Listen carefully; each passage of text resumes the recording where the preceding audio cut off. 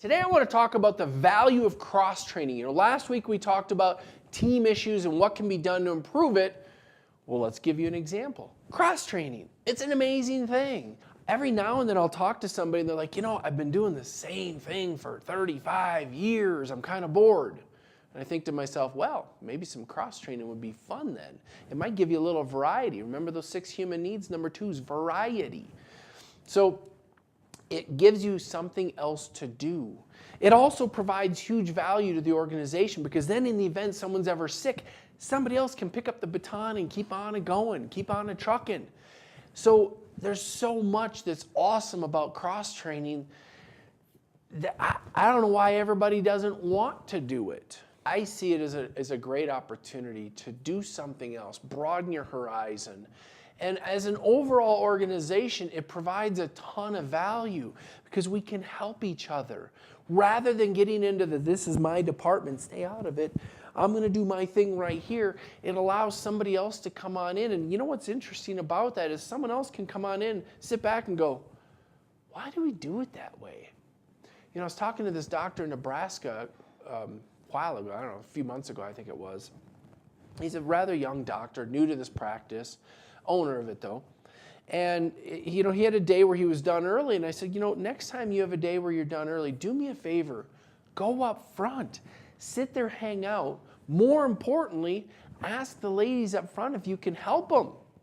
And he kind of looked at me like, huh? I wouldn't know what to do. I said, that's the point. It's a good idea for you as an owner to know how to do things. Give you an example. If Sam were ever to leave, could I still run this studio? Yes. Would I do it as well as her? No. She's way better than me, but I know enough to be dangerous. I know enough to help. I know enough that if I ever have to pinch hit, I could do it. And the reason why I wanted this doctor to do it, I said, you're a doctor. You've got a different level of education. You're going to have a different perspective. You might just sit there for a little bit and go, man, why don't we do it this way instead? Wouldn't it be easier? And all of a sudden, if it is easier and better, they might just appreciate it a lot because it might make their lives easier and better. That's the beauty of cross-training is if we go out, we hang out, sometimes we see things differently because we're different people with different experiences.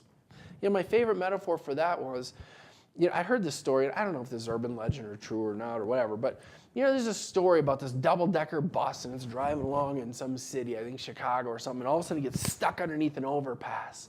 Like, God dang. So they unload all the passengers, get them out of there. But now this bus is like jammed underneath a bridge. Like, what do we do? So they have all these structural engineers. They're like, well, we could jack this up and do this and do that. And they're trying all these ideas of how to solve it. And the story goes that some little kid came walking by and said, why don't you just let the air out of the tires? It's shocking how sometimes the most obvious answers we miss. And it's not because we're dumb or foolish or anything like that. It's because we've gotten so used to how we do it that we think this is the only way. It's never the only way. There's always 20 different solutions to a problem. And if you can only come up with 1 or 2, you haven't been creative enough.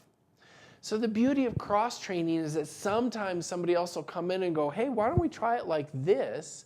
Which will probably sound offensive to the person who's been doing it like that for 35 years. But the reality is maybe there's an easier, better way.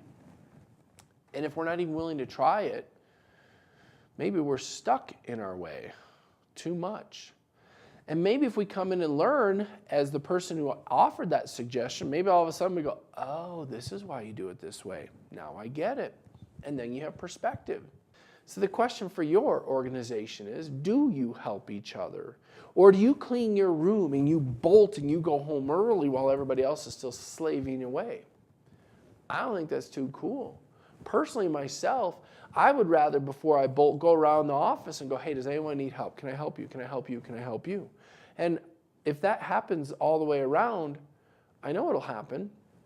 We'll have better relationships. There won't be resentment. There won't be like, oh, that person always leaves early.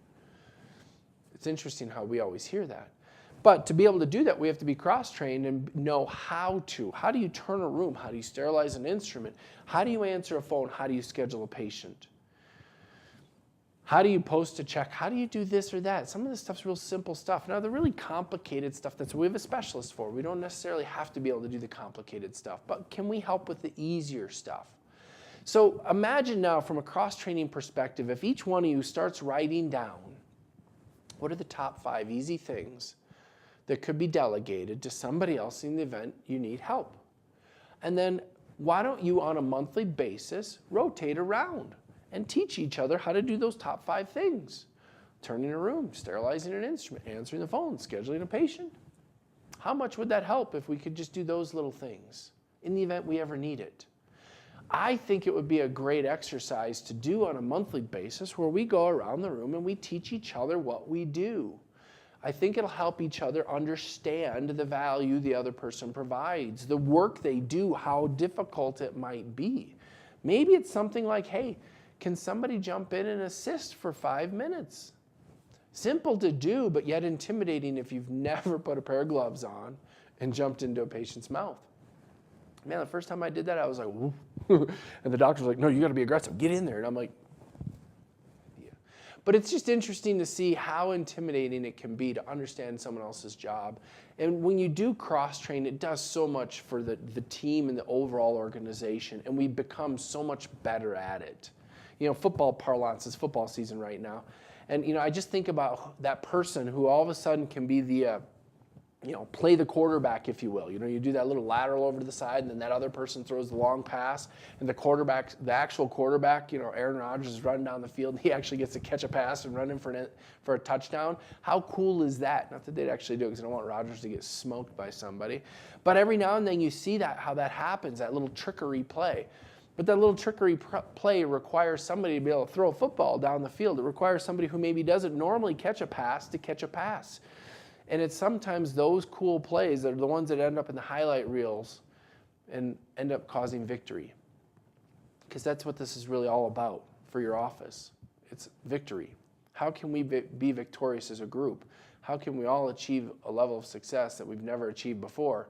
And sometimes cross-training can be the key to that. So here's your homework for the week. Sit down, take a few moments, write down the top 5 things that you could delegate to somebody else if you were ever in a pinch. And then what I would suggest is monthly, go around and let one person teach their tasks to somebody else. I think what you'll find is it'll really be of great value to everybody, whether you do it or not. And I would keep repeating it, because if you haven't done that task in 6-8 months, you'll forget how. So I would continue that process, even though you've already done it. And if you've already done it to where someone's like, why are we doing this again? This is so boring. I already know it.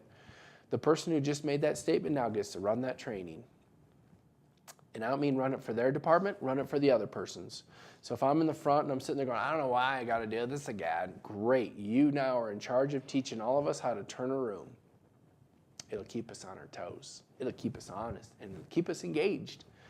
You know, it's one of those things where you have to have some verification process that you do know what you're doing, and that might be the ultimate verification process. I'll have you teach how to sterilize a room or an instrument or whatever it might be. And guess what we'll find out? We'll find out if you really paid attention. If you know there's a test like this in 3 months where you have to teach it, I bet you pay attention a lot better. And we'll get a different level of engagement, so it'll be a lot of fun. So make something fun of it. Don't make this a big drag, because who wants to do that? Have fun with it. You know, if you're working in the front, put a pair of gloves on your hand, put one over your head so you look like a little rooster, and go on in there and have some fun and enjoy it.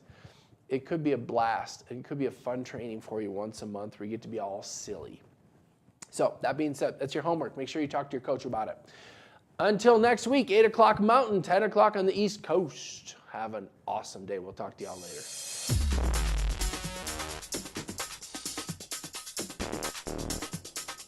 What if you could have the practice of your dreams?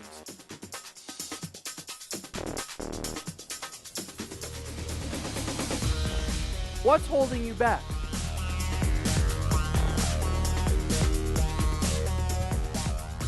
Imagine a life where you have everything you ever wanted.